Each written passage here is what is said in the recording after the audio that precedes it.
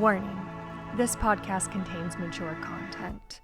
There will be specific trigger warnings in the show notes for some of the animes that we will be covering today. Viewer discretion is advised, and please, first and foremost, take care of yourself.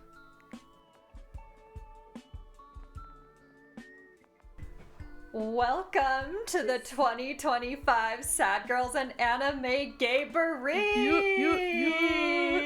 So excited. Yes. So pumped. So we are ending June, which is Pride, but let us not forget, Pride isn't seasonal. Hell yeah. Yes. I'm gay 24/7, baby.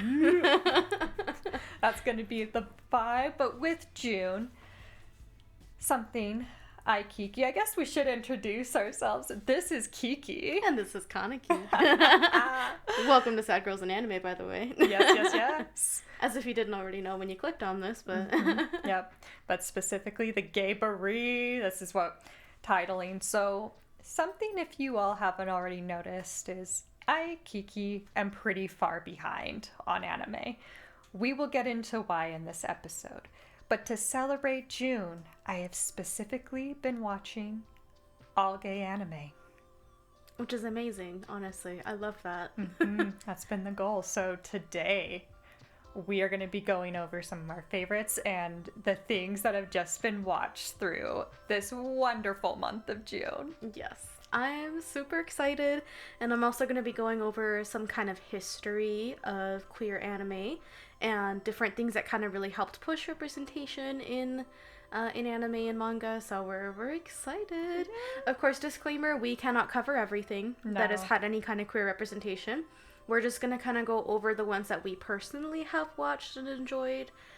So I wish we could do a full overview, and in the future we probably will go and do more in-depth episodes of each anime that we're going over today. Yeah. But just for today, we're going to be kind of doing like a brief overview and giving some thoughts and moving on to the next one. So we're going to be covering a lot of content today, and hopefully it'll be great. Yes. Okay. Well, with that being said, let's begin. So first on the itinerary is Princess Knight. So this was a little shoujo anime that came out in 1967. It's an old show. Freaking wild. Which is insane. Well, also just because of how queer it was. For the 60s, like, this was actually kind of really crazy. So it actually was the same author as Astro Boy, which I don't know if you've seen that one. I haven't seen it, but I'm very familiar with Astro Boy. Yeah, I remember. Do you remember the weird movie they made in, like, the early 2000s for it? Yeah. Okay, same author. I don't know if he had much to do with the movie, but with the manga series, he wrote that. It's Tezuka Osamu, and he actually made it, like, on his own, like, the Princess Knight. Made his own production, and there was like another production team that helped him with that, but mainly his own gig, which, like, good for them. Yeah, no, doing their own thing. Yeah, that's really huge for like a manga author to be able to produce their own show. That's pretty huge. That seems to be a theme as we're going to be going further into other episodes. Which I kind of wonder if, like, they just weren't getting any approval from other studios because it's like, oh, we don't want to do this or that. Or we'll do it, but you have to change things. Which was a thing for Sailor Moon. Which we'll get into, of course. Yes. But Princess Knight was a cute little show. I haven't actually watched... I've watched bits and pieces of it. And it's just like... It is old. It shows its age. But it's cute and it's fun. Very much like a kid's show. But it pushed the shoujo manga in a big way. Because before this, shoujo anime and manga was very, like, fun, very short, not very non-serious, didn't have a lot of plot.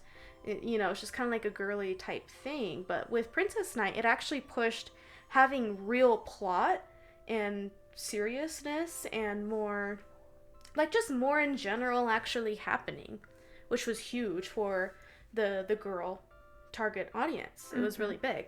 And the way that it was queer was the main character. The main character has two hearts in them. So they have a girl heart and a boy heart, and they actually cross-dress for the whole show. Or some people argue, no, they were just, like, trans for the whole show. Which is so cute. I'm clutching my heart, my chest, and just, like, the most... Yay! Like, It's so sweet. Honestly, it's a really sweet show, and the concept of it is just cute. So the main character basically is trying to prove themselves in a really kind of misogynistic society where only knights can really do anything, and they're like, oh well, I have the heart of a boy, so I can do it too. And it's really great, and it's honestly, it's a sweet show, and I'm pretty sure it's had some different remakes, and I think a newer one might be coming out this year if I remember correctly. So that will be interesting. I cannot wait. This is one I have not watched. I cannot wait. Yeah. To get further. I'm sure I'm going to have to just find things on YouTube and your local library has a lot of stuff. You will be surprised. Even if you're in a smaller town, you will be surprised what you can find if you haven't looked yet. Yeah, absolutely. But yeah, I love it. There's Princess Knight. So didn't have too much on that one because I haven't seen the full show. Because it's hard to get a hold of episodes as well. I've only seen like clips of it and like little online writings about it, but we're gonna make it a thing. I've decided this now, and I love that. Just gotta go into the two hearts. Oh my gosh, Isn't I feel that so cute? I'm like, oh, that's so cute. I feel that. We were talking just the other night too on like the importance of duality. Yes. In a person. And fluidity. I love that. Yeah, because it's important for everyone to experience every side of themselves and find out where they want to sit. Yes. On whatever spectrum, you know? Yes. Because I think that is so much more genuine than just locking yourself into, oh, I have masculine, I have to be in this specific box. Well, it's like, yeah, you can be masculine, but there's so many other sides of masculinity that can also delve into femininity and maybe gender neutral and all these other things. Like, you don't have to be in this tiny little area. I love you know, but yeah, it was a cute show. Excited to actually watch, the whole thing, so that'll be fun. Yes. So next one on our list, so we're going to be kind of going in order from like oldest to newest. So next we have Sailor Moon. Yay! So this came out in 92. It did have an original manga series by Naoko Takeuchi, and then the animation was made by Toei Animation. They also did Dragon Ball and One Piece. Fun fact, which is really funny because those are like hardcore shonen animes. Yes. And they made one of the most iconic shoujo animes of all time. Like literally, it's for real. I have heard people talk about how it is criminal that Sailor Moon is not in the top 3.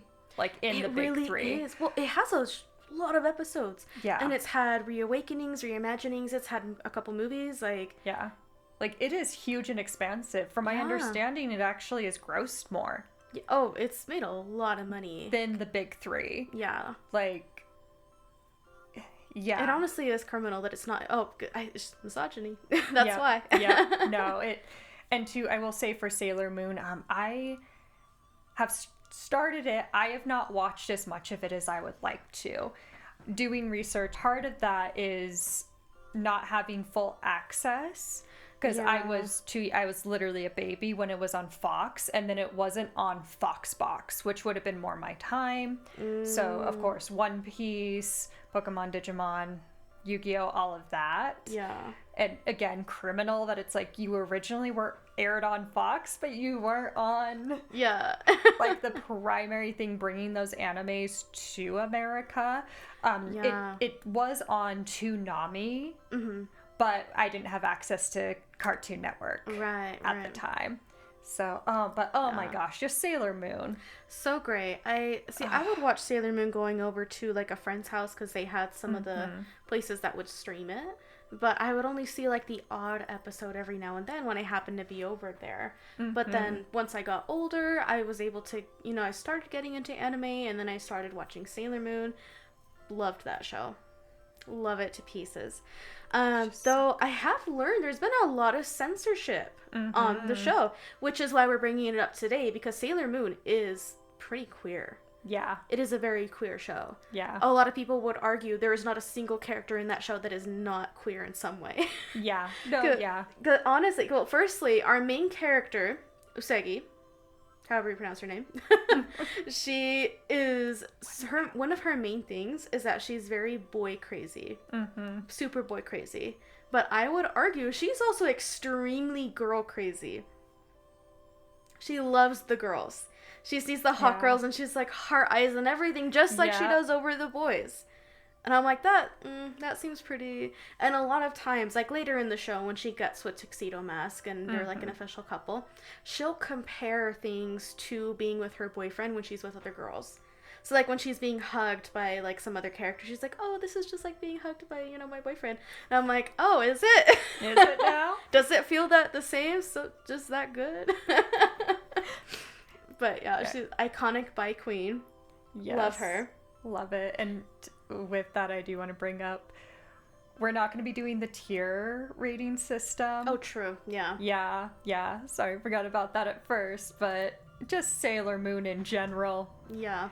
We're not going to be doing tiers. We're going to be doing out of 10 gay. Sailor Moon, 10 out of 10 gay. It's so gay. 11 out of 10 gay. It's so gay. We're going to be real. And they do have an explicitly gay couple in the show. Like, they come out and say that they are a couple, which is Uranus and Neptune. Mm-hmm. They are explicitly a gay couple.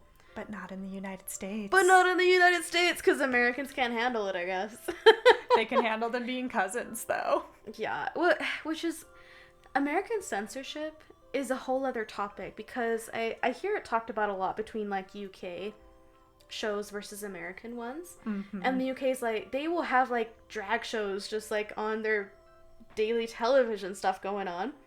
And in the US, that's, like, unheard of, to just have it, like, broadcasted on a normal TV station. Yeah, you had to have Bravo for the longest time. Exactly. It's like, it's so much is censored because we just have such a dominant religion that decides that everyone's going to be a part of this and everything has to be censored a specific way, which is frankly ridiculous. It's so stupid. And it's so funny how they decided to censor specifically Uranus and Neptune's relationship. Mm-hmm. I feel like they did it in a worse way. Yeah. Honestly. They did. They're like... So you know what they did? They said, oh, they're not lovers. They're cousins. They went full Bama with it. They're like, what's better than homosexuals? Incest. Like, wow, yeah, that worked out great. And there's so many scenes where it's just like, wait, aren't they cousins? And it's like, huh. That's interesting. It just feels like one of the most American things to do that shit too. Like, let's make this more American. Let's throw some incest in there. Which, fun fact, that isn't the only thing they censored. Like, they didn't only try to cut out the queerness from the show. They actually cut out and changed the translations of things. So, like, one of the insults that gets thrown around is calling people a, oh, crap. Onigiri or something. Mm-hmm. I don't remember.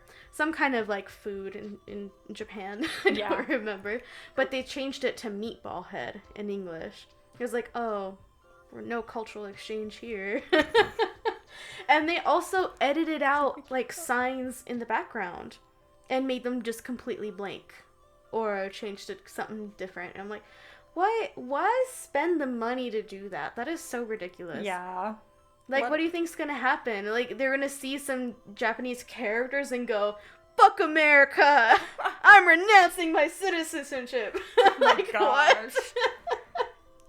It's just kind of ridiculous. Wild. Frankly ridiculous. Oh my gosh. But yeah, honestly, super gay show. Yeah. Like, there's openly gay villains in the first season. Like, they are explicitly gay as well. There's Fisheye could be read as transgender as well. Mako's storyline, which is like later in the seasons. Her story was really, really nice in regards to gender representation. So she was portrayed to be like a super tall, muscly, buff lady. Mm. Canonically, she's 5'5". I love her. What? Like, that's not that tall, but like, okay. But she was like overcompensating trying to be hyper feminine in other ways because she felt like so, oh my gosh, everyone teases me of being so masculine, but I'm never going to find a husband, or whatever it was that was going through her head. And she would try to compensate for it in other ways. But then she came across one of the other super masculine women in the show, Haruka, and she was like super inspired by them to embrace this other facet of herself. And that was great. That was amazing. I love this like gender expression that happens throughout the show. There's also like low-key a throuple that happens. You know, it's such a gay and queer show. It really is. There is no way that you can argue that it's not. Sailor Moon. Yeah. You've done so much. They've done so much. They really have. So much. So much. Yeah. 11 out of 10 gay. 11 out of 10 gay. Because explicitly gay and also so many undertones of gay. Like, it is a very queer show. And I love it to pieces. And Sailor Moon, let's give you a little rest to now go into Revolutionary Girl Utena. Yes. So this one was in 97, and it was made by actually a collective of people. So one of them was actually one of the directors for Sailor Moon. So we see a lot of that influence in this show. And the collective was called Bepapas, which is such a fun name. Like, yes. So fun. But such a fun show. I'm only on episode like 4 or 5, but I'm adoring this. It is. I really would have loved to have watched this before, like all of this before we were recording this. It just is too late, and it's either 39 or 40 episodes. But oh my gosh, already just to get to, honestly, to an 11 out of 10 gay. Yeah, yeah. So beautifully representative. Just like the beginning of our concept of our heroine having her parents pass away, having a prince come up to comfort her, give her this ring. Does she take that inspiration as I'm going to always be waiting for my prince in shining armor? No. I'm gonna be my prince in shining armor. Yes. You go, girl. We love you. Oh my gosh, like... It is so gay from the get-go. Like, the intro song, so gay. So gay. So gay. So gay. It is so gay. And this, too, when you do...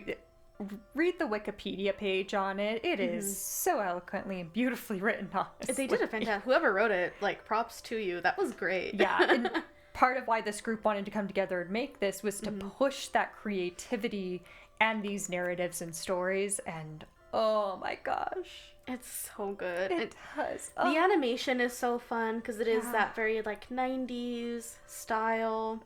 The proportions and like kind of wacky proportions, but cute still. I love the eyes. Oh my gosh, their uniforms with the puff sleeves. Yes. Come on, that's so gay. That is so gay, and I love it. The puffiest. The puffiest and the shortest of skirts. Like, oh my god. There's something so nostalgic and warm about it. Yeah, just absolutely. Overall, too. Yeah. I feel so cozy while watching the show. And it's so gay, and I just feel so happy. Yeah. And then the red hair dude keeps popping in. Like, and I'm like, get out of my lesbian show. What are you doing here? We don't want you here.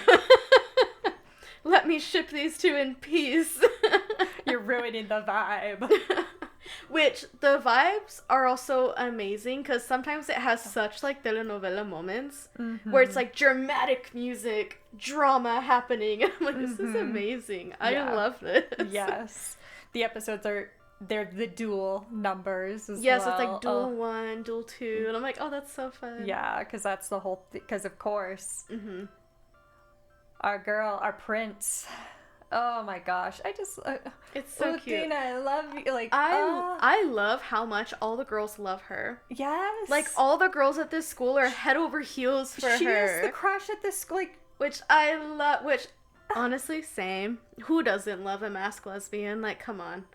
Oh my... And the whole little thing of her, like, there's a secretary or someone at this school who's like, are you gonna give me trouble again? Why are you in a boy's because she's wearing a boy's uniform. Oh yeah, straight up. Oh my, and she pulls out the booklet just being like, well, there's nothing that says I can't. So guess I will be. Oh my gosh, this Amazing. show. Love I cannot wait to continue to devour this. Yes. Yeah. Yeah. I really hope it doesn't do like a flip at the end where it's like, oh, the prince was the bride's sister or brother, I mean. And now she's in love with the brother instead of the bride. And I'm gonna throw something if that's what happens. But I'm keeping my trust in it. I'm really hoping that. Especially for the reason why this is created. It can't do that. I hope it better not. It better not. Come I'll be so upset. Spoil this for us. Don't say anything. Don't say anything. Anyways, well, there's Revolutionary Girl Utena. We love. We're so excited. We might even do another episode later in the future. Oh, yeah. Because it's just so good. Yeah, it's so fun. It's not going to be right away, but yeah, this will be its own episode. Oh, yeah. Well, next Moving on our list is Murder Princess. Yes. So this was one of my first 3 anime that I watched, and this came out in 2007, but I watched it a lot later. And it's just do you remember the era of YouTube, like back then, where I remember watching this like in the room in the dark on my little dinky laptop, and I'm just like watching each episode on YouTube, but it was like a recording of the show playing, so the quality was atrocious. And the audio wasn't that good. Which is criminal, because B-Train, this is such a good, I love the style. It was fun. I liked it. And if you all haven't watched this yet, it's a quick 6 episode. It is so good. It is so gay. It's very gay. The premise is kind of unique and fun. Freaky Friday-esque. Yes. Where the princess of this world and like a rogue bandit lady swap bodies. Yes. And now they have to kind of take on each other's roles. Yes. Well, yes and not really, because the princess had to run away to not get like murdered. Yeah, because there's a coup. Yeah. That is happening. Yeah. And this first episode, I did not expect that our primary conflict was gonna have a resolution within this first episode, or begin to, oh my gosh. It's a great one, and it's short, so it's a short watch, just 6 episodes. That's a really short show, which it ends on such a up to interpretation, cliffhanger-esque type thing. I remember being so upset when I got to the end of episode 6, because it was kind of an emotional ending. I remember it being, and then it was just okay, next episode. Where's the next episode? What? Nope. Nothing for me, I guess. Nope. So sad. Nope. And so sad. I do love endings like this, though, where it's I do, yeah. It sucks in the moment, but also it's this was a good ending, honestly. Just broad, left for interpretation. So good. And, it's so gay, not in the way that you expect, but just gotta talk about real quick. This will be its own episode. Yeah, oh yeah. Just have to talk real quick. It's Princess Alita, I believe so, yeah. And then Follis, who is our bandit. Oh my gosh. The way that this princess looks at herself as a totally different person. Yeah. The animation in the eyes is gay. It's so gay. She has fallen so deeply in love, and the whole narrative, because of course this band's yo, I gotta be making money. I can't just live your life for you. I get that things are sucking right now, but sucks for you. And then she is no. I, like, please, you have to help me. I will give you everything. Yeah. My whole self, my body and whole self. Like, That's so gay. so gay. Overall, a 10 out of 10 gay. 10 out of 10 gay, yeah. Oh my gosh, B-Train. And B-Train, I'm very excited to get further into their works because they are specifically known for the Yuri genre. I will say with this too, I feel like this is overall, again, 10 out of 10 show, 10 out of 10 gay. Oh, yeah. I think this could potentially deserve a remake. I see some of the points where they just probably didn't have the time or the money for some of the animation that could have been done within this. Ugh. But love this show. Thank you for this recommendation, you're welcome. Kaneki. I love recommending that one because it's such a short watch, but it has such a good plot. Yeah.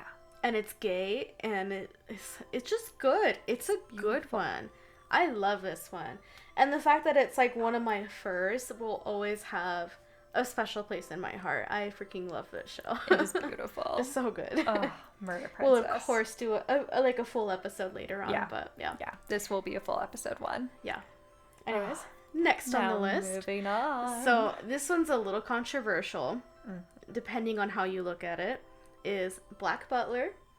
Came out in 2008, and it has some controversy in regards to it being even queer to begin with, and also having like some pedophilic allegations as well.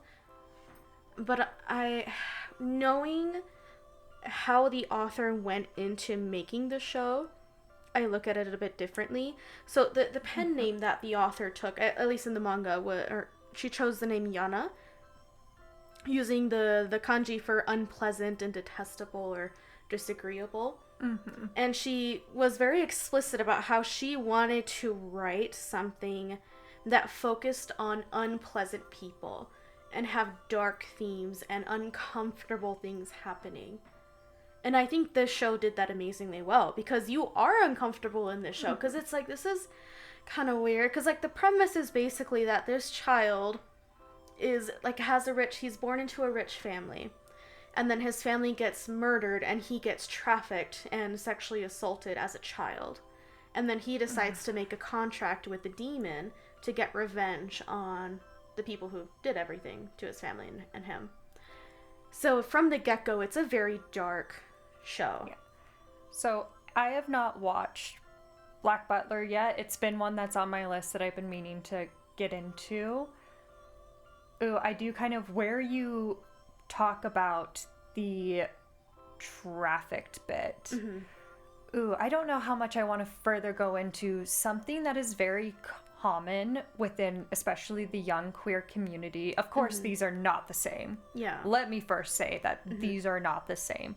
The first thing I think about is, unfortunately, how common it is or has been for young queer people to have to be in a circumstance where they are being trafficked and or trafficking themselves for shelter.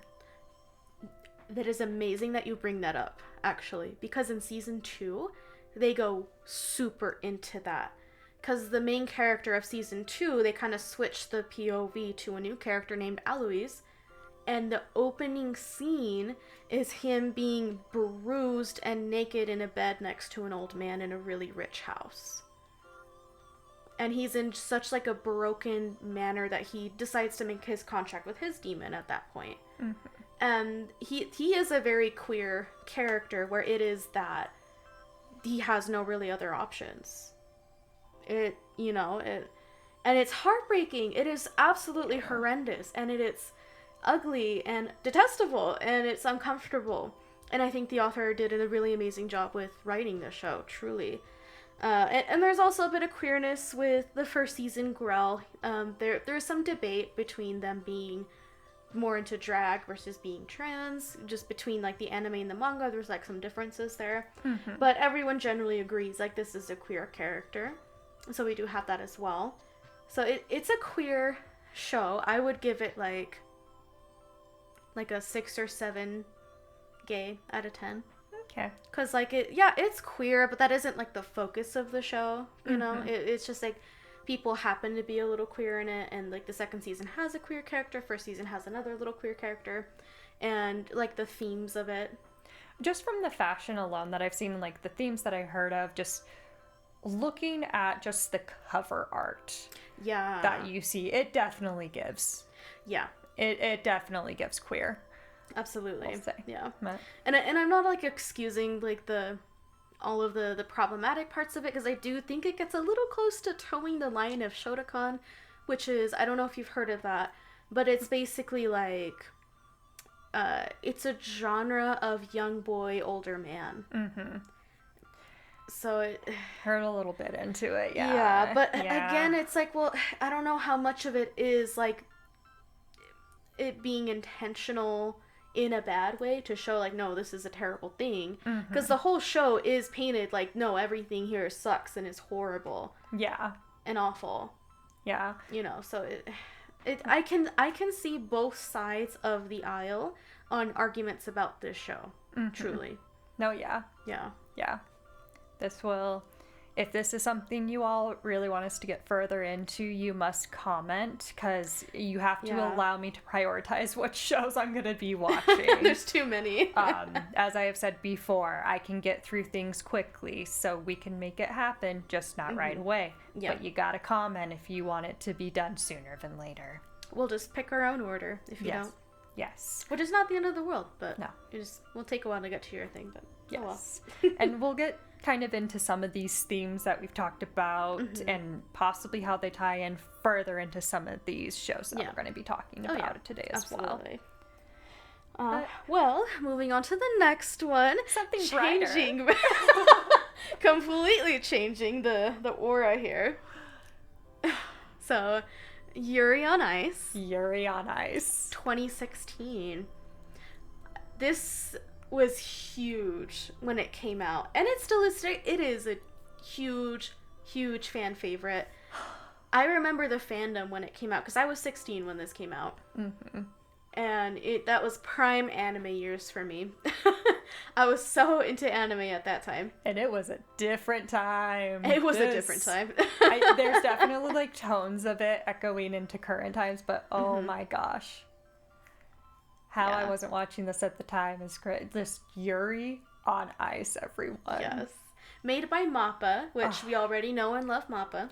Love MAPPA. My big thing with MAPPA, they will always create something that is interesting to watch. Gorgeous animation. This may be my favorite of MAPPA. It's so good.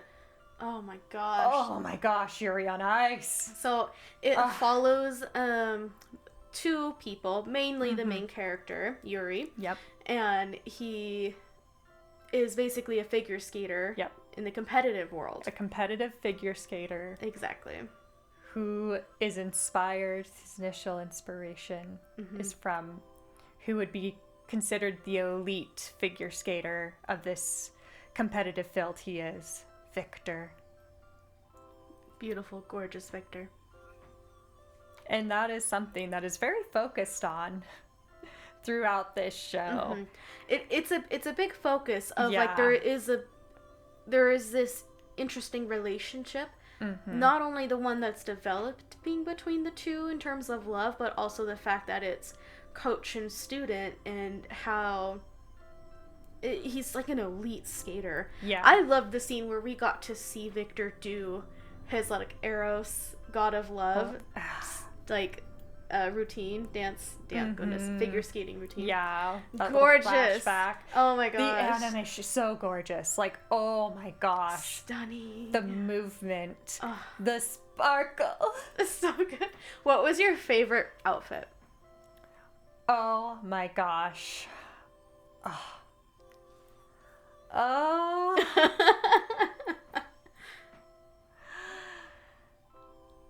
Oh my gosh, my brain is like melting and breaking. I really do love the outfit for Yuri's Arrows.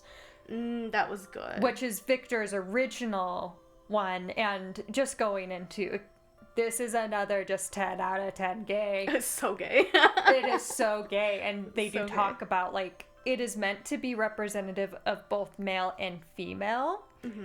And I love the turn in this where, because Yuri, someone that lacks confidence, and it really affects his ability to compete. That's something that's very focused on. And throughout this whole thing, he's really having to get into that eros, that strong masculine sexuality. And I love the turn of him having the realization of, I cannot do eros as a man. I have to do it as a woman. So good. Oh, so good. And then he nails it. So good. Oh, what is the line? I am the femme fatale of the pork cutlet bowl that enthralls men. I think I'm getting that quote maybe a bit off, but basically, yeah. Oh and my again, gosh. like his little like, my love is pork cutlet bowl, to go to that to I must move as a woman in my eros. Yeah. And that is how. And oh my gosh, the final skating scene of that. Oh my gosh, so good. It's so gay. There's a kissing scene. It's explicit. Like, this is a gay show. Yeah. So it is 10 out of 10 gay. Yeah, and their love story is so genuine. How it just like develops over the show, and oh my gosh, it's so good. They're being like, no, I can tell from your music, your movement, that the music is in you. It's just it's so good. Love it. And I do like see little Yuri. I'm gonna call him little Yuri. I get that they needed a difference with Yurio, but or Russian Yuri.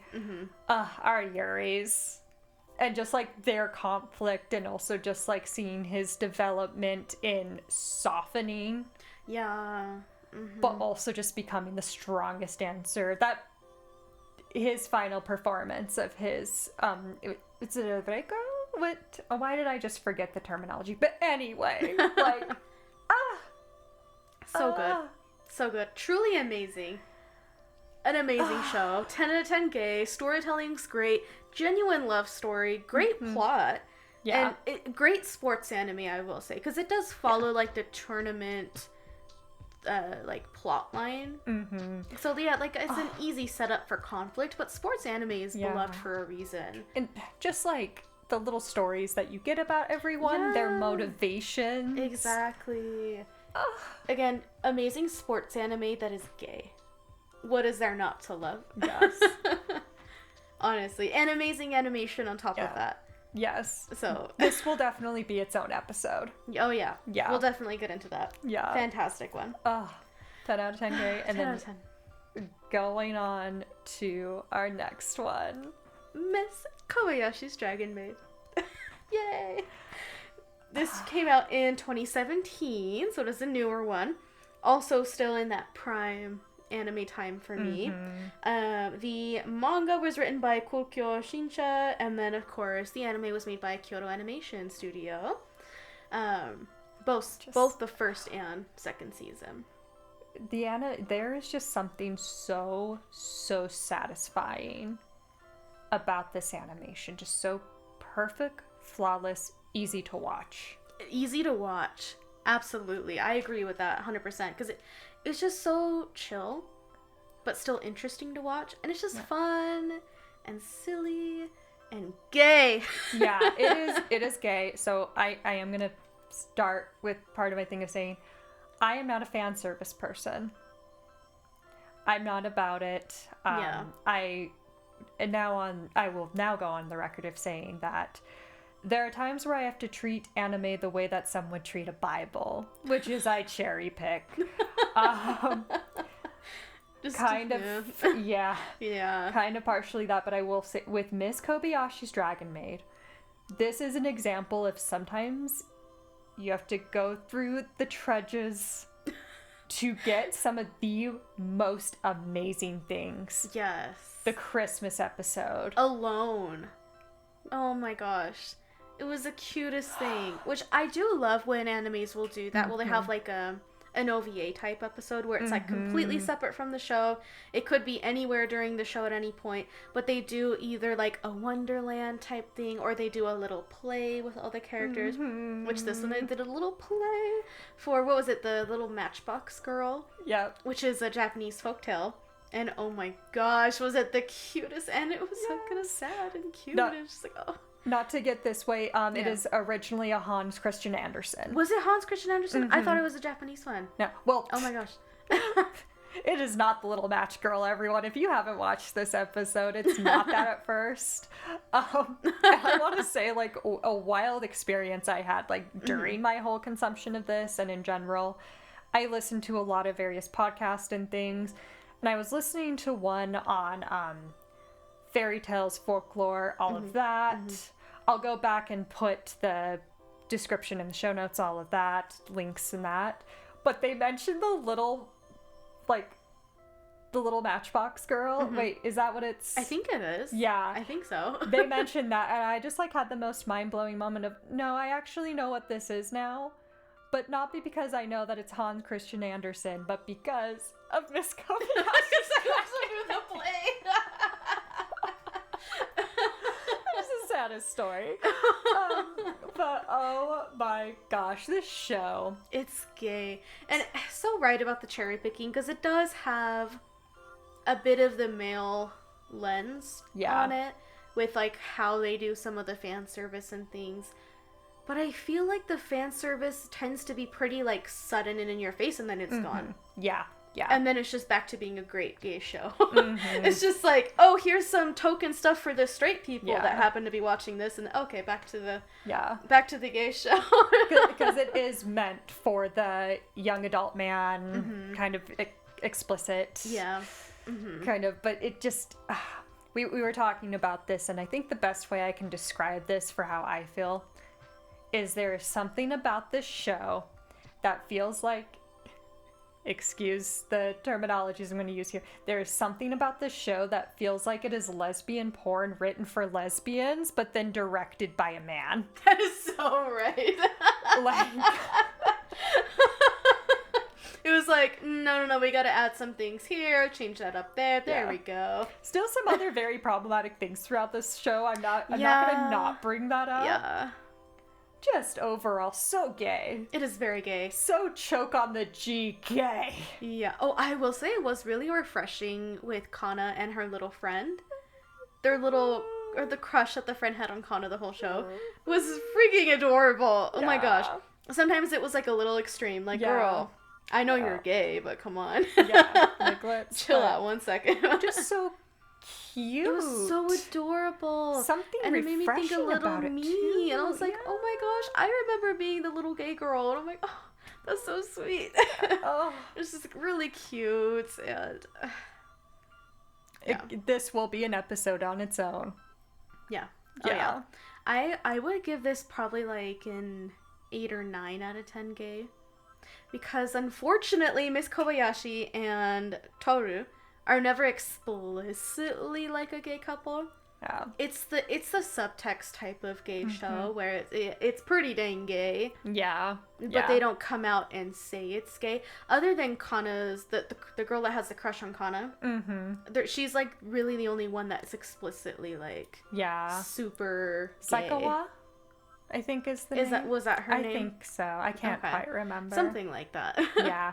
But yeah, a really cute show. I do like the little like low-key harem that Miss Kobayashi's like getting. Which I love a good gay harem. Who doesn't? Toru just cannot handle certain situations at all and has an incredibly unhealthy obsession. Will agree. I think earlier I said 10 out of 10, but I would agree actually through thinking like more of an 8 or a 9 out of 10 gay.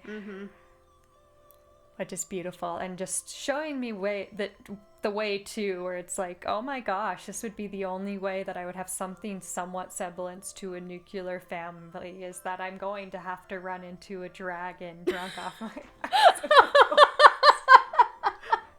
And then we'll adopt a child and not having to like adopt, like this child is coming to my house to be like, you must break up with Lady Tara because I need her, and it's just like, okay, this is now the situation. Now she lives here. Oh, I guess I'm a mom now. Okay. Yep, exactly. Again, this will be its own episode. Yes. We'll definitely go more into that. But it's a fun, cute, silly, pretty gay show. Yes. It's just fun. Love it. Yeah, so moving on to our next one. So it's actually two of them. So it was really funny. So we were like trying to come up with like our list for what we were going to cover today. And I read the manga for like this pretty gay one like years ago. And I only remembered it had N-O and then like a number. And I was pretty sure it was like number 6 or no, I think I was saying it was number 7. And we were like Googling, can't find it. And then we found number 24. Which is what I watched. Which is what Kiki watched. Because I told her, oh no, yeah, that's the one. Because the characters on the cover looked very similar to what they looked like in the manga, in my memory. So it's like, oh yeah, that's the one. And then you went and watched that one. But apparently, which I found out just today, as we're recording this, actually, it was number 6, which is a completely different series that also happens to be gay. Like, both of these happen to be gay, which is so funny. Yeah. Number 24, it's more gay-ish. Yeah. Let me shout, because now we're getting into... Oh, I needed to do it on Yuri on Ice. But anyway, sorry. Mr. Daniel Dunez of Instagram. Thank you for your work. I love you. Yuri on Ice, number 24. And some of these other ones we're going to be going into, these were from your recommendations. Thank you. Yeah. Love you. Fantastic. Keep on doing the work. You're amazing. But yeah, number 24 is a newer one, 2020. Yes, 2020. Written by Gayboree, and the anime made by PRA Studio. Yeah, in this really well done style, very cute show that gets into a lot of heavy themes about having to move on and live your life. Wasn't it like a sports anime? Oh yeah, it's rugby. Oh, okay. Which, this falls more into the gay-ish because let's be real, and this actually isn't super heteronormative, frankly. Like, it's boy love theme, but more so in the fact of like, all these boys love each other and are here to support each other. That's so sweet. And let's just be real, like, things that people want to think are super heteronormative sports are gay. There are gay things happening there. We all know it. Oh yeah. We've seen it. Some of you all have experienced it. Yeah. So we have our main character who, they can't play rugby anymore because they were in a terrible accident with, coincidentally, one of their longtime rugby friends. So we get this, but oh my gosh, our main character, he a little spitfire. He got the red hair and everything. He then basically bullies his friend who he was in the accident with, who can still play rugby, to go back and play rugby, because he's like, no, poor you, you're gonna use the narrative that you hurt one of your best friends in an accident to not play rugby. No. Like, this... That's a true friend. Yeah, a true friendship. Like, again, such a good one. I would give this one, like, in regards out of gay, 5 to 6 out of 10 gay. Okay. Just because so it's like, it could be gay, but also could be not. Yeah. I don't necessarily think gay is always, like, hyper-sexually, like, romantic. Yeah. No, like, it doesn't have to be. Yeah. I think really just... we need to be really encompassing of every expression of humanity and closeness and relationships, because I feel like heteronormative is so restrictive in the way that everyone can express their relationships, even if they're non-romantic. Number 24 is a primary example of that, and it handles it so beautifully and well. And I love that, because like, you can have relationship with your bros, without it being sexual or anything, but you can still be really close. Yes. And love each other and you support each other in every way, and it doesn't have to be sexual or anything. No, yeah. Again, Mr. Daniel Dunas, thank you for your work. But going into Kaneki, if you will, with number 6. So number 6. So number 6 was an interesting one. So again, it has been many years since I actually read the manga, but it's in the futuristic utopia city type thing where, where it's like, oh, everything seems great and perfect, but oh, actually things are not so great and perfect, and now we're learning about why this place isn't so perfect, and it's actually a little kind of dark and terrible. So it starts with our main character, who is kind of like in the high society of this world, and he comes across a fugitive whose name is Rat. And he found him, I think, in the sewers. Love it. Okay. Very Ninja Mutant Turtles as well. Right. Yeah. Pretty funny. And it's pretty gay. I would give it like a 7 or 8 out of 10 gay. Because it, like Miss Kobayashi's Dragon Maid, it's like, this is pretty gay, but it's never like explicitly gay, Yeah. Which is frustrating. But it's also pretty gay. So, yeah, it very interesting plot. I did like I always love a good, like, mystery type thing going on, where it's like the unsettling things are not quite right. I do love that kind of a plotline. So that was a fun one. I never watched the show, which apparently they did make a show. I did remember that correctly. I just gave you the wrong one. No, it also wasn't on any of the streaming services that at least I have access to. So this may be another go to your local library. I'm going to go to my local library to try to find it. Yeah. You are. Yes. Anyways, so those are those two, and then now we go into Heaven's Official Blessing, which I have not watched this one yet, so I'll let you talk about this one. So again, Mr. Daniel Dunas, this is one I am so grateful that I know of it, watched it. This show, now, oh gosh, I'm like at a loss of words. So this is originally a Chinese manga, then go into anime.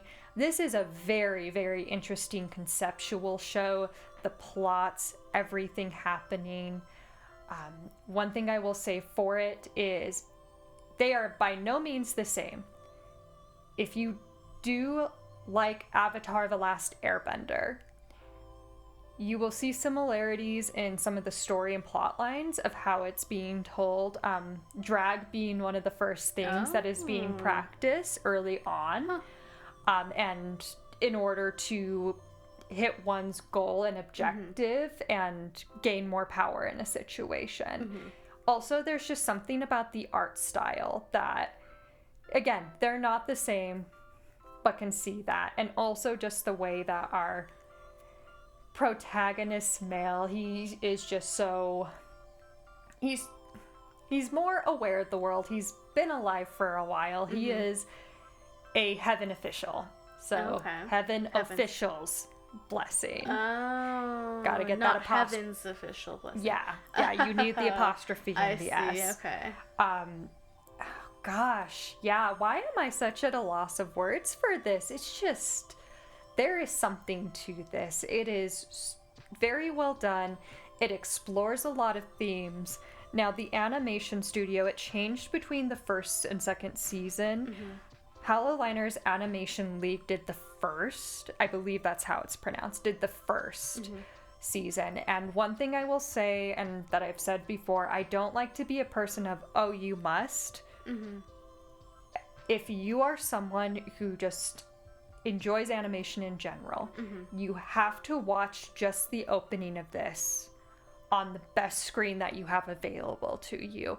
It is so artistically well done. There is so much depth in it. It is telling its whole own story in a way that we see in anime where our intro titles are telling the story. It is doing it in such a groundbreaking, beautiful, amazing way.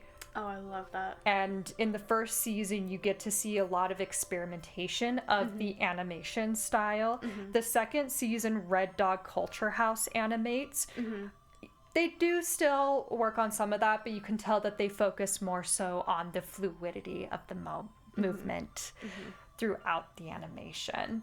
But anyway, again, just our story, our primary male protagonist, he is a heaven official. He comes to Earth in order to mediate situations that are happening on the earthly plane. Okay, gotcha. During our first main conflict, he meets a man, and just things kind of go on from there. He describes it later on in the series as, I just met a very interesting man. And you see their relationship start to build on top of each other. Like, I love that. Like, the development of their relationship and as they're learning about each other is so interesting to watch. I will say throughout this series, it would be good to have a chart, because there's a lot of names, there's a lot of things happening, and people have multiple names. And our main primary male protagonist, he is learning more about his interest, his interesting man that he met throughout, of course, him himself, but also asking the people around him, because again, he's a heaven official. He goes back up to heaven to answer to all his peeps. Makes sense, yeah. And learning, like, no, we find this person like an unsavory character, and him kind of having to navigate of, I'm not going to tell you all what's happening with this person, I'm just going to gather information. And just again, I'm having trouble like fully explaining this. It is such an interesting series, interesting plot points, a lot of the concepts of forbidden love, what we find socially acceptable as well. Oh, okay. And really breaking through a lot of that. Now, I'm excited to watch this one because it of course is on my list ever since you first told me about it. Surprisingly, I've just never come across that one. Yeah, I think it's starting to become more known. Yeah. I think when it originally came out, it was more lesser known. Yeah. When was it 2020? 2020. Okay. 2020 is the first season, and then 2024 is the second season. Just overall, like, so well done. Now, the rating. This gets a 10 out of 10 gay, specifically for the depiction of a man literally petting another man's sword. What? Do you mean sword or like sword? I mean sword. I mean a literal sword. The weapon. What do you mean petting? Huh? You're gonna have to get to season 2. I'm so confused. Like, this is one where it's like, it invokes a lot of emotion in it, and where again, like, there is this saying throughout of like, may all taboos be shattered. I love that. And this really plays into it. But yeah, I'm giving it a 10 out of 10 gay just off of like how interested I got into, like, the plot really does capture you in the storytelling. I will say some of the dialogue may be a bit tedious for some, and it can be a little bit difficult to follow at times because there's a lot happening. But yeah, giving 10 out of 10 gay just off of, there is a literal depiction of a man petting another man's sword. Our love interest, that happens. Again, not in the way that you think. I'm like trying to picture this, and I'm like, huh? I'm struggling to like. Okay, I'm just gonna have to watch it. See, you're struggling picturing. I'm struggling explaining it. But yeah, that's literally a depiction of a man petting another man's sword. 10 out of 10 gay. Moving on. Next one. So another kind of darker one. Vampire in the Garden came out in 2022, and it was actually straight anime. Like, it was not a manga, it went straight to being an anime. And it was made by Wit Studio, which also did Attack on Titan, fun fact. It released on Netflix, and it was a short show as well. 5 episodes. 5 episodes, yeah. It was a short one, but it's a goodie. Yeah. It's a good one. So good. Just watched it all in a night. Yeah, easy. Well, not easy watch because it's quite emotional and kind of heavy.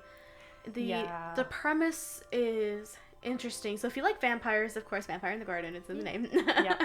I highly recommend. But it's basically in this world, like kind of a winter-esque world, where humans and vampires have been in this like forever long feud.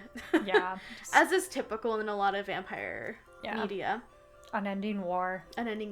Yeah. And it's just like the world kind of sucks. And the main character, Momo, finds the vampire queen, whose name I'm forgetting. Let's look that up really quick. But, I mean, she doesn't know that she's the vampire queen at first. And that's true, yeah. I mean, of course, because of how short this series is. Yeah. It's not, like, too long before it's revealed. But it takes a second for you to know and fully understand that this is the vampire queen in this world. Like, and it's a love story. Well, it's there's some debate on it being an explicit love story or being like a mother-daughter relationship, because I think it could sort of be read both ways. I am more on the team it's a gay relationship. That's a little problematic because, again, as with most vampire media, there's always got to be some age thing going on. Yeah. We're not going to forget about Interview with a Vampire. We're not going to forget about Let Me In, which is a really big vampire movie. That was you all that put that on a list somewhere, because we watched the Swedish one. Yeah. I mean, like, yes, very interesting story, but oh my goodness. Yeah, why is it always the vampire stories that people think it's like a free pass to get problematic with the ages? Like, Twilight was really, like, towing the line on that because, like, what was she, 17 when that whole thing started? Yeah, and they were married 16, and everything. Maybe. Everything happened in, like, a year and a half. Yeah. And she was definitely a minor when it all started. Yes. And it's like, but, like, he was also, like, quote-unquote young, but he's actually, like, a couple hundred years old. Yeah, something. And that's still problematic. It's like, very problematic. Why is that always a thing for vampires? The culture that The Offer comes from. Stephanie Meyer's, right? Mm-hmm. Yes. Yeah. Problematic culture. Yeah. Which, we could get into that, but we're an anime show. Yeah, we're an anime. So going back to it is Queen Fine. Oh, that's her name. Yes. Okay. Yep.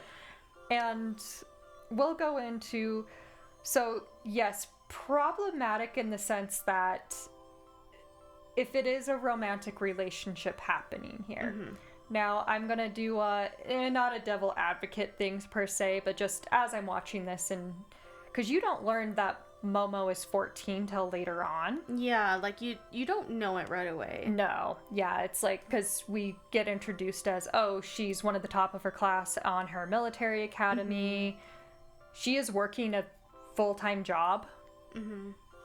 Like, throughout her existence, basically, from what it's sounding like. Because if she's only 14, she's been busting her ass doing everything. Yeah, because, like, this is the depiction of a 14-year-old, and, like, our first scene, they're raiding a house of vampires, basically. Yeah, it's kind of heavy. Yeah, very heavy. She finds because there's, of course, a child of vampires, and she hesitates shooting, and everyone's mad at her, but this child does drop a music box, and then one of the other people within her, we'll just say squad for now, like, just smashes it because he hates the sound of the music, and Momo's friend does salvage it. I'm bringing this up because it does play a big role in it, the music aspect of it, and then her friend salvages it, so then they're able to play and listen to the music box. But which I think that was part of the trailer when it first dropped. The trailer was just the characters singing the song of the music box, and they're just like crying. Yeah. And I remember, like, I was just, like, scrolling through Netflix and, what am I gonna watch next? And then that just, like, stopped me in my tracks. Because the animation, the music, the song they were singing, it was just so intense. Yeah. And beautiful and, like, heartbreaking. And I didn't even know anything of what was going on. Yeah. I was just like, oh my gosh, this, and I just had to stop and just watch this little clip of the show, and I was like, oh my gosh, I gotta watch this. This is crazy. Mm-hmm. No, it really is. In just, again, because you see a bit of Fine and just like, she the player in her community, which I do love, is something that they kind of like focus on in a certain sense of, okay, there's obviously this aspect that she is missing a lot in her life. And part of why I say that is kind of like, that's a part of it. We get this depiction of she comes just crashing into events, forays to dance and dance and dance everyone's heart away. Then we get to this whole point of this war. And again, like just this really raw, emotional, intense, heavy depiction of Momo crying with this music box, singing the song, and Fine just being stopped in her tracks by this. And again, problematicness of the relationship of vampire with human, especially that young. As further going along, I did get into, as we learn about the story, in the mindset of, I don't necessarily think that that's what's happening fully here. Yeah. Because we learn that Fine she had a previous relationship when she was younger with the human. And it's more so her trying to grasp on the reliving of that and actually mediating the situation that she wasn't able to mediate before. And I think that there is a big thing kind of going back into some of the themes we were talking about earlier. With the new age of the internet and all the access that we have, we're definitely seeing less and less of the whole concept within queer communities of having elders to guide you through.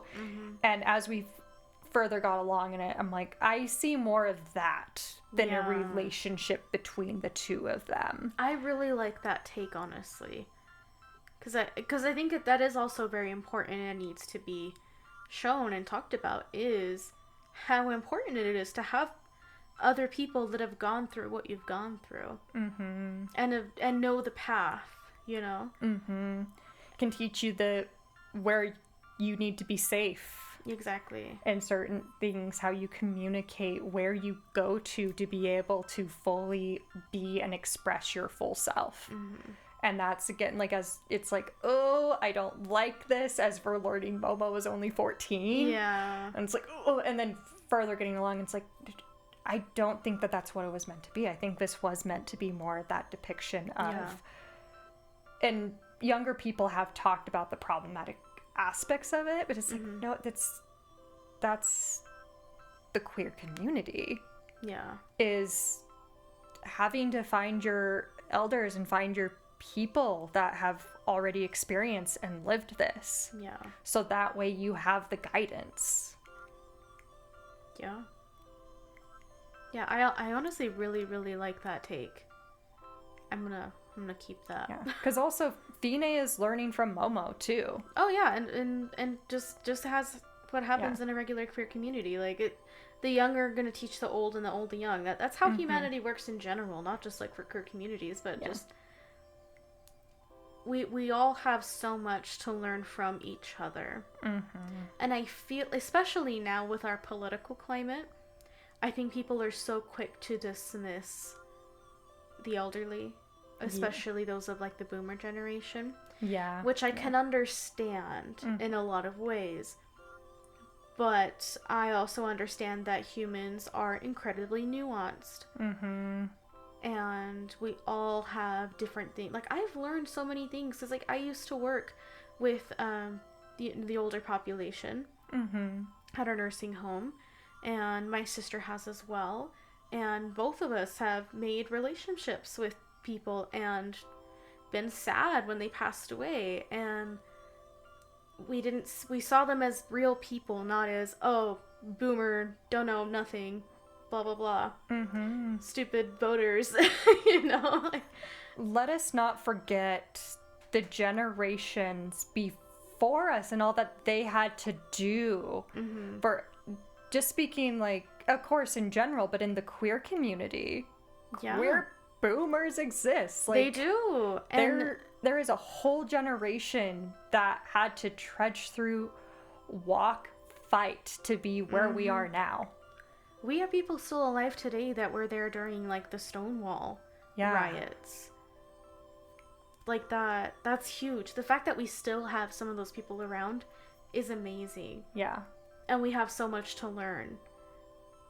Especially now. Yeah, especially what happened in 80s to 90s with the AIDS epidemic. Mm-hmm. And, I mean, vampires and that, they really go hand in hand, in my opinion. Yeah. And some of the, like, media that we got around that time, Lost Boys, Lost Boys is, like, one of the things that I initially think about in that regard. But anyway, yeah, like, there's just, that was the interpretation that then when finishing it was like, I think this is what it was actually meant to be. Which I adore a lot more, honestly. I do like that take. Yeah. Overall, really liked this series. Oh, another little thing to add. It has my favorite depiction and or animation for a little buddy and or a little pet animal. Allegra's little pug dog. Oh my gosh. Just, oh my gosh. So cute. Cutest so little cute. guy. And there's just something about pugs. Like, if you got a pug, you ain't quite straight. Doesn't matter how you identify. It's a pretty gay dog. yeah. So I'm thinking my overall, I'm going to give it a 7 out of 10 gay. Yeah, that's not, I would agree with that.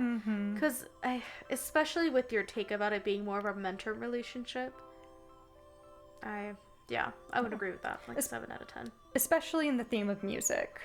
Yeah. Fine is introducing Momo to a whole world that she knows that she really wants and needs, but didn't know existed fully. Yeah. And there's just something beautiful about that. It is gorgeous. Yeah. But yeah. There's that one. The last one on the list for today was, what was it, Cherry Magic? Yep, Cherry Magic. Which, another one I haven't seen, so I'll let you talk about this one. Cherry Magic, you all, specifically. So, if you just search Cherry Magic, you're going to get the live series drama. Okay. I did want to watch a little bit of that before this, but again, having to stay primarily in gay anime because it is June. That was the vibe. I'm sure it's fantastic. The reviews for it are really good. So, when you are looking for the anime, you specifically need to look for Cherry Magic. 30 years of virginity can make you a wizard? Is that the full title? That is the full title. Oh my god. Of that in the manga. Like, oh my gosh. That's amazing. Just the title alone. Yep. So, our concept, we're in an office, right? We're in the corporate world of Japan. Oh, okay. What they're doing there exactly, I don't know. Who knows? But what I do know what's happening up in there is just some of the best boy love. Oh my god. My gosh. Surprisingly wholesome. Really? Even for some of the, like, more intense thirst that happens. Surprisingly wholesome. Oh my gosh. Just oh my gosh, I loved this show so much. I do love this show. I'm just gonna give a little context. Tom and I had been watching Severance before I watched this, and I am so glad I had this to make up for the gay I did not fully get to have in Severance. It deprived us of that. So rude. So this came in and saved the day. It came in and saved me. Just such a fun, cute concept. Animated by Statelight Studio. Oh my gosh. I loved this. I loved this so much. Again, we are in the corporate world. We have our primary character, Itachi. He is your black cat, lone wolf. I relate to him, always slightly a bit disheveled, bit of bedhead going on. And he figures out when he is 30 years old and still a virgin that it gave him powers to read minds. He now can read the mind of his colleague, Kurosawa, and how he is deeply in love. Head over heels. Boy love. Yes. In love. Yes. Oh my god. With that is amazing. Oh my god. Yeah. Don't get me wrong. Kurosawa was having some weird, like, fantasy thoughts. He has towed that line. He has gone over that line, but again, surprisingly wholesome. There's just a lot about boundaries, honesty in relationships, just really pushing through and having to live your genuine self and exploring that, the struggle of exploring that. That sounds amazing, actually. I'm gonna have to watch that. So good. And like, there's the only conflict with the gay relationship is just like Adachi just initially being like, I don't know. Is that? It's his own conflict. There's not really other than some social conflict. But even then, Kurosawa just like pushes through. He's like, no, I love you. Oh. Like, you all. If you just need that, like, this is such a feel-good one, too. I do love it when a show's, like, from the get-go. Like, no, this is what it is. Yeah. Oh, and I love that. That's this. There is a whole little thing, too, within their office, where it's, like, I don't want to spoil it, but it's just like there's this whole other character that is rooting them on in the office, and I love her. It's just, so cute. I am going to give this just a solid 10 out of 10 gay because it is so explicitly gay. It's so explicitly itself. Yeah. And we get the happiest ending. Love it. I love a good ending. Love it. How many episodes is it? I believe it is 12. Oh, so it's a short one. Yeah, okay. I want to say that it's a short one. Are you going to tell me here immediately? I might need to go into... Yep, 12 and then 2 special episodes, so... Okay, cool. Yeah, total of 14. That's so doable. Yeah, very doable. Very cute. Love it. Again, specifically, Mr. Daniel Dunas, thank you for... This came up on my feed at the perfect time. Love it. Love it. Well, yeah. So that was the last one on our list for today. Yes. We, of course, weren't able to cover every queer anime out there. No. Or anime that just has queer people in it, you know? Because there's a lot of them out there. It's a lot. It's a lot. Which I want it to be more. I need more gay. Yes. And I need more gay in, like, very mainstream anime. Like Sailor Moon. Like, I want... Yeah. And please, if you have something that you think we're gonna like, comment. Yeah, no, please let us know. Please, I need more. All of the recommends. Yeah, I need so much more. Especially when we get into just like these. I want these people to be happy. I love these stories where they just like, it just ends so happy and like everyone just gets to be their true selves and in love. Love. So love. Yeah. Please comment. We genuinely hope that you enjoyed. Yes, we had a good time. Yes. You know, putting everything together and deciding what to put in here. Oh yeah, so. This has been one we've talked because Dad had to come up with them like, hey, it's June. We gotta know what I'm gonna be doing. we gotta make a gay anime episode. Like that's just. So thank you for joining for the 2025 Gayboree of Sad Girls and Anime.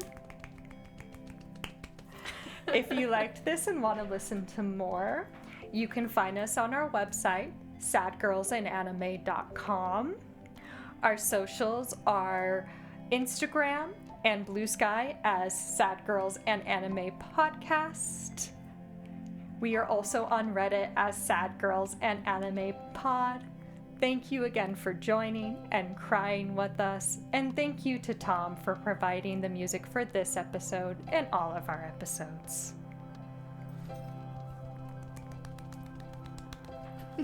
And another, again, just happy Pride. Happy Pride, everybody. Mm-hmm.